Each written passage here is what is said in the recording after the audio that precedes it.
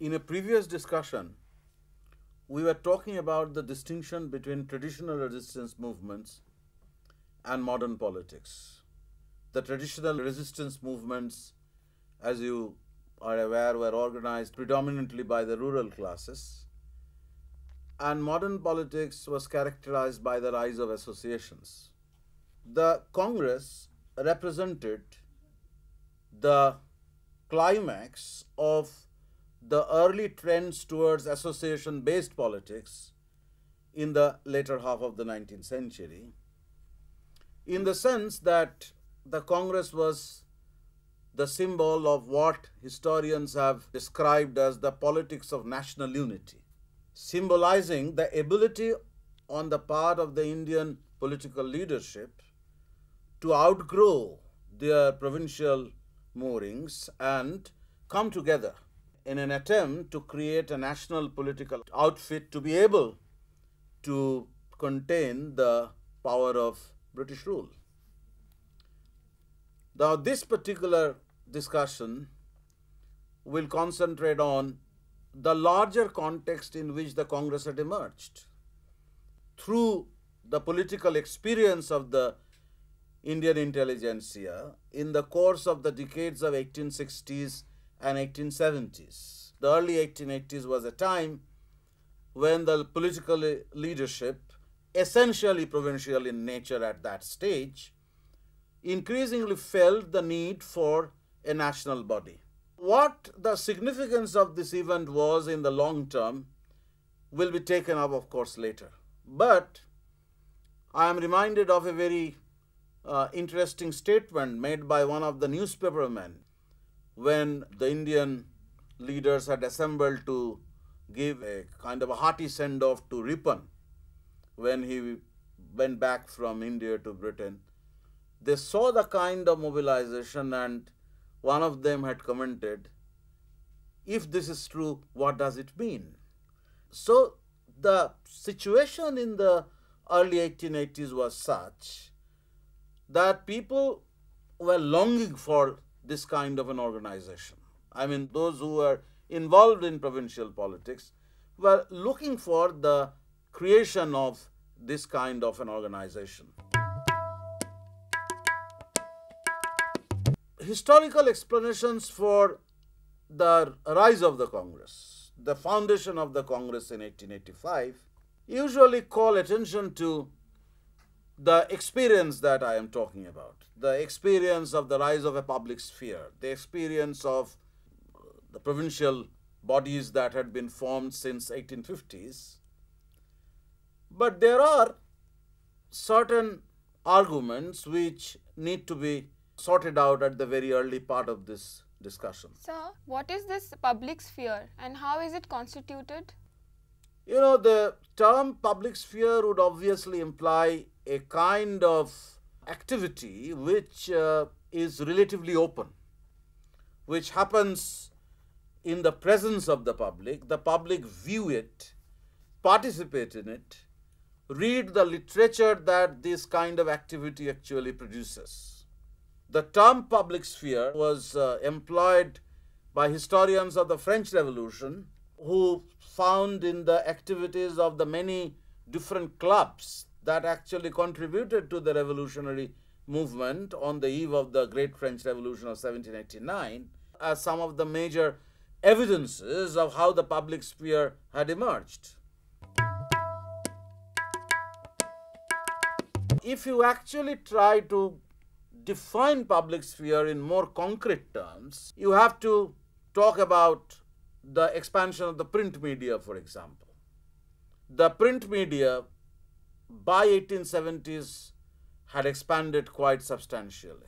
The vernacular newspapers had begun to be published in large number from the small towns. And what was even more important was that these vernacular newspapers were actually carrying new information with which the local context always was not associated.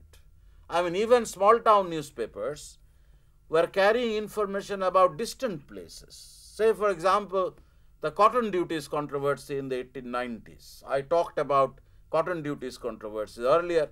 When the government decided to impose an excise tax on locally produced cotton, the vernacular newspapers were reporting this and commenting on this decision in negative terms.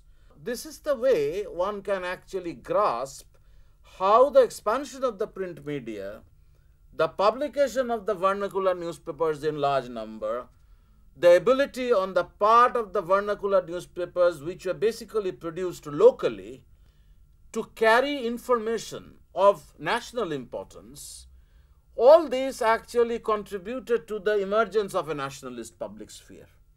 For example, a person who is publishing a newspaper in a small district in Bengal, if that newspaper carried information about how the textile mills were actually trying to establish their strongholds in Western India against many obstacles created by imperial rule, and therefore imperial rule deserved to be condemned, it is a clear indication of how a certain degree of national consensus had begun to emerge on certain critical issues. Issues of political representation, issues concerning Indianization of services, issues concerning the need for India's industrial development, all these were emerging as important national issues on which a certain degree of consensus had begun to emerge, and they were reflected in the print media. It was through the print media that people living in disparate regions were able to establish a certain kind of communication with one another. The importance of the print media in making nations where nations didn't exist has been recognized by great scholars like Benedict Anderson, for example. In his famous book, Imagine Communities, he has put great emphasis on the role of the print media in creating a nationalist public sphere. But at the same time, one would imagine that apart from the print media, the associations which were being formed at different levels in the provinces also played a critical role. But before we come to this question, it may be important for us to sort out some of the myths which surround the history of the emergence of the Congress, which to some extent are contradicted by the historical explanation of the emergence of the Congress as a climax of certain changes in Indian political and social life that had been going on for some time, at least for a couple of decades. The rise of the public sphere is one of those important attributes, but there should be other explanations as well, which would focus on associations. With these myths, you are familiar. People said that the Congress was created as a kind of a safety valve, that there were grievances, and the government felt that they could actually, by acting through a man like Alan Octavian Hume, who had been serving as the Secretary of the Congress in its early years for some time, that through Alan Octavian Hume, they would be able to create an organization which would channelize grievances through the constitutional channel. That is the basis of a safety valve theory, which sees the Congress as a kind of a command performance performed by a man like Hume in consultation with the bureaucracy. One of the admirers of Hume, Wedderburn, actually went to the extent of suggesting that Hume saw some papers at Simla which were actually giving him a sense of how another rebellion was imminent. So Hume felt the urgency to create an organization, and he consulted the officials of the government and decided to float the Indian National Congress. We acknowledge the very important contribution that Alan Octavian Hume made to the emergence of the Congress, but so some of these theories which actually try to link the Congress with a certain kind of command performance have reduced the story to the level of detective fictions. These are not actually valid arguments or valid explanations. So for the more reasonable explanations for the rise of the Congress, we have to return to the kind of political experience that the Indian intelligentsia had been undergoing during the 1870s and early 1880s, or perhaps from 1850s onwards. They were experimenting with provincial level organizations. A public sphere was expanding, animated by the print media. So this is the larger context in which you have to actually locate the processes or the stages through which the Congress had emerged in 1885 as a national body, but certainly as a continuation of some of the trends that had already been noticed in Indian politics in the earlier couple of decades. This brings us to the other dimension of the story, that the Indian intelligentsia increasingly felt that if India was not a nation, India was a nation in making. So that is the celebrated title of the famous book by Surendranath Banerjee, one of the great early nationalist leaders, whose autobiography, A Nation in Making, suggested that through the growing communications between different regions, a sense of national identity was slowly emerging. Sir, wasn't it difficult for the Indian intelligentsia to define Indian identity in view of the many linguistic or regional division in India? So of course it was. For example, if you read Bankim Chandra Chatterjee's Bharatbarsha, Kalanko, so the term jati, which is connotative of nation, was used in many senses. It could be in caste, it could be in religious group, it could be in a regional group. But at the same time, it also shows how the Indian intelligentsia was groping for a certain kind of identity which would cut across regional barriers or regional boundaries. The political leadership was firmly embedded in the regions. So you have theories about how there were regional elites. The three high castes of Bengal, the Chitpavans of Maharashtra, the Tamil Brahmins, the Kayasthas of northern India, the Kayasthas of an Andhra region, all these have been looked upon as regional elites who had powerful positions and strongholds in the regions. They created their regional outfits and they had these small kitchen gardens in the regions to nurse.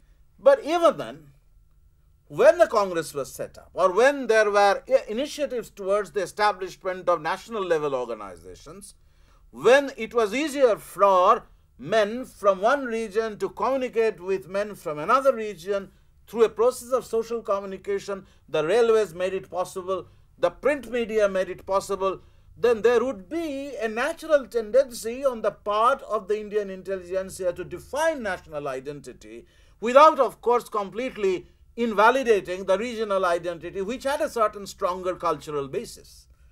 So one of the answers to this problem ultimately came from Tagore later, when he said that we have little nations in India who could be integrated within an overarching great nation.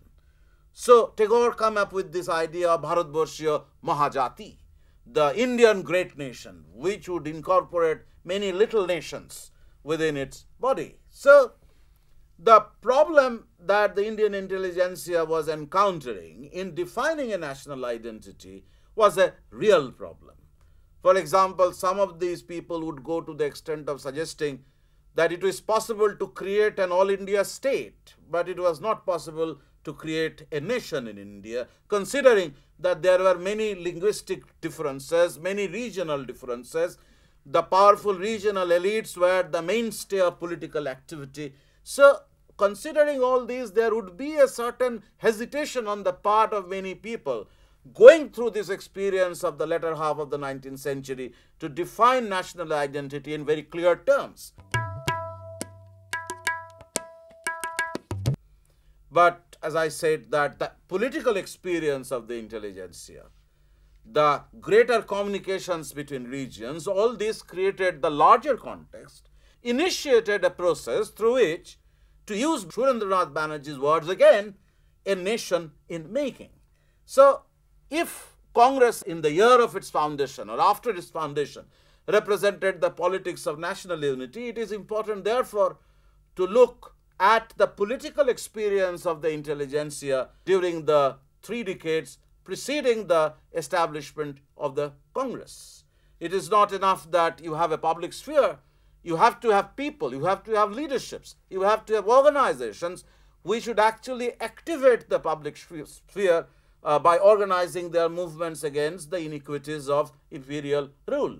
When we look at this process, when we look at these different stages through which the Indian intelligentsia became more aware, more acutely conscious about the need to establish a national level organization, our attention becomes focused on the associations, essentially provincial associations, which preceded the Congress.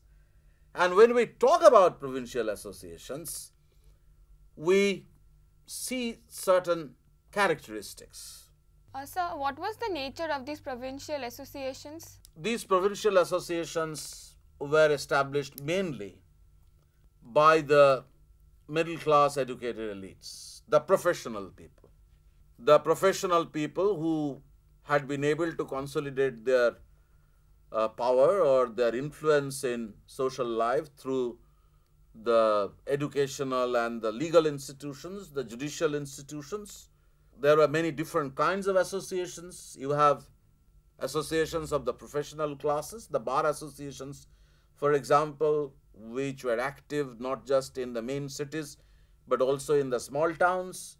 And the bar associations often acted as the link between the political bodies which were set up in the main cities and the local communities. So there were associations of different kinds. But in this, the professionals were actually providing the main leadership, partly because of their ability to lead the public, partly because of their ability to speak the language that the British rulers would be able to understand, and also because of their exposure to liberal education from which they had imbibed the liberal political ideas which they wished to use against the despotic character of British rule. Now, this association politics, if we may use the term, the politics of associations, I am using the label used or the phrase used by Anil Sheel in his famous work, Emergence of Indian Nationalism. The politics of associations, however, evolved through different stages. If you look at the earliest associations, whether in Calcutta or in Madras or in Bombay, these were dominated by the notables. In Calcutta, the British Indian Association, for example, was controlled and dominated by the absentee landowners, the high-browed elites of northern part of Calcutta, the famous families, the great families of the city, about whom others have written, how in each locality they had their own followers and clientele, how they dominated Calcutta's social life and political life. So it was such people who initially set up the Landholders' Society, but then they formed the British Indian Society in the early 1850s, and you see a certain blending of their power, their social power, with the nationalist rhetoric that was going to emerge more powerfully a little later. They were demanding representative government, they were demanding Indianization of services. So it was not as if that the British Indian Association, despite being controlled by a very exclusive elite of Calcutta, simply articulated their class demands. They were able to articulate some of the nationalist demands which were going to feature very prominently in the later nationalist rhetoric. If you look at Bombay, in the early stage, Bombay's politics was dominated by the Shetiyas, the very powerful Parsi merchants. In Madras, you have the similar dominance by the merchant elite belonging to the Komati merchant community. It was they who created the Madras Native Association. You have the Bombay Presidency Association controlled by the Parsi Shetiyas. You have British Indian Association in Calcutta, which also tried to set up branches elsewhere in the country, controlled by the Calcutta's elite, primarily landholders, but who were absentee landholders. So this framework of provincial politics began to undergo changes in the 1870s, when in many of the towns and cities, associations began to be formed by a group who broke away from these parent bodies in order to establish the independence and autonomy of the middle classes. So Surendranath Banerjee in his autobiography suggests how when the Indian League was established in 1875, followed by Banerjee's Indian Association in 1876, it was looked upon by the people as an association of the Madhyabittas, the middle classes, as distinct from the Abhijatas or the aristocrats. So the dominance of the aristocrats over provincial politics began to weaken in the course of the 1870s, and you see the rise of the middle class associations. You see this process at work almost everywhere in India. If you look at Madras, by 1884, the middle class intelligentsia, primarily lawyers belonging to the Tamil Brahmin community who clustered around the famous newspaper called Hindu, formed the Madras Mahajan Sabha. That was in 1884. You see similar things happening in Bombay as well, when the graduates, no longer the Parsis alone, but the graduates who were Marathas, Brahmins, Chitpavans, who had migrated from interior Maharashtra and gone to Bombay to take up English education, to be able to acquire the ability to join professions, modern professions and services, they formed their own organization, the Bombay Association. These are the graduates of Elphinstone College. At Pune, you have Pune Sarvajanik Sabha established already in the early part of the 1870s. Basically, students of Ferguson College, the English-educated elites, public-spirited men, they had formed their educational societies and also the Pune Sarvajanik Sabha in order to organize a movement for social reform and political reform as well. If you come to the 1870s, you can see an important transformation in Indian politics. This was the time when the print media was expanding, and this was the time when new kinds of associations had begun to emerge under middle class leadership. So this is the foundation on which the Congress eventually emerged in the middle of 1880s. But when we talk about the emergence of the Congress, the experience of the 1880s was also critically important to the extent that the defeat of some of the liberal measures of the government under Ripon's viceroyalty, particularly the Ilbert Bill reform, impressed upon the Indian leadership the need for creating a powerful organization at the national level in order to be able to influence government policy. So, what was the impact of Ilbert Bill controversy on the Indian intelligentsia? It has a context actually. You see, the late 1870s was a period of conservative dominance in British policy.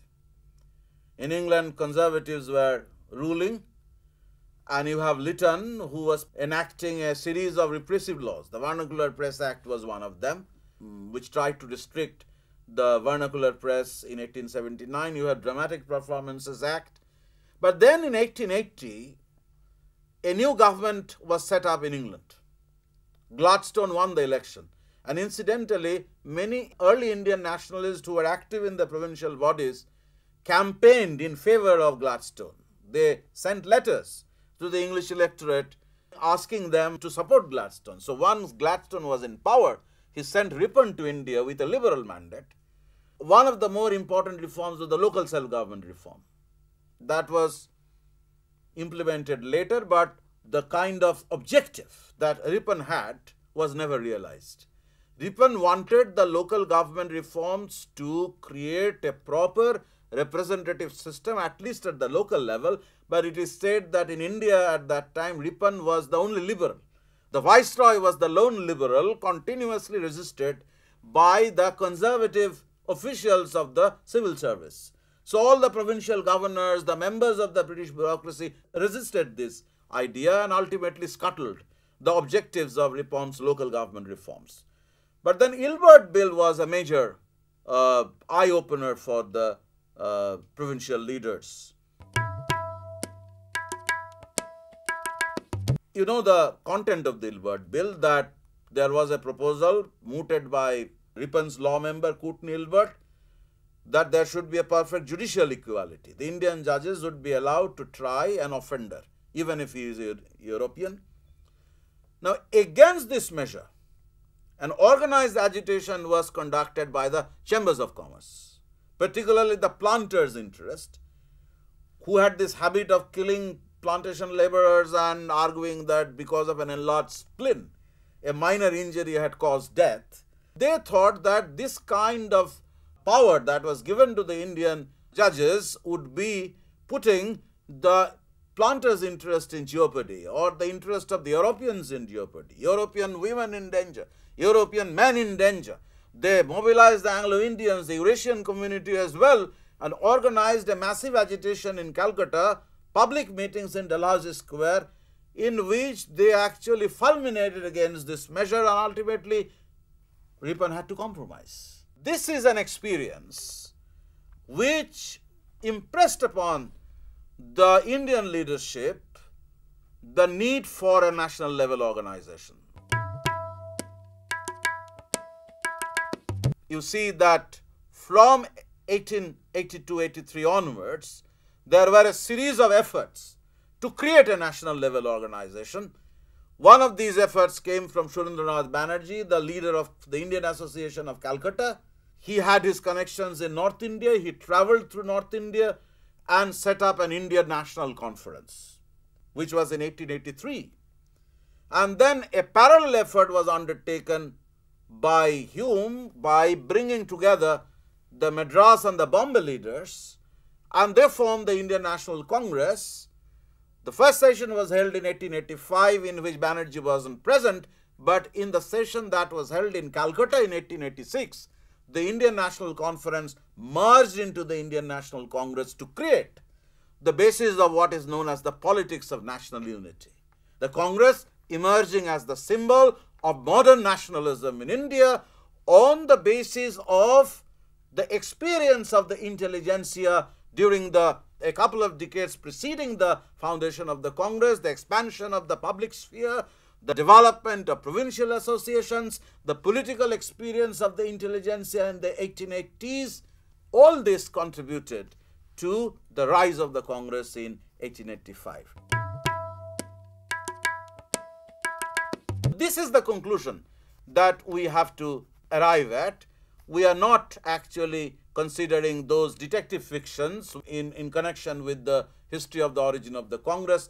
We have to offer a processual explanation. We have to look at the stages through which the Congress eventually emerged in 1885 on the basis of the experience of the intelligentsia. This is the point that we were trying to make, that if you are actually trying to analyze the rise of the Congress or trying to trace its history, you have to look at the happenings in the latter half of the 19th century, the growing consolidation of the intelligentsia, their absorption of liberal ideas, their demands for representative government, Indianization of services, India's economic development. All these needed organizations. So organizations were formed at the provincial level. Then you have a stage where on the basis of this experience, the Indian National Congress emerged.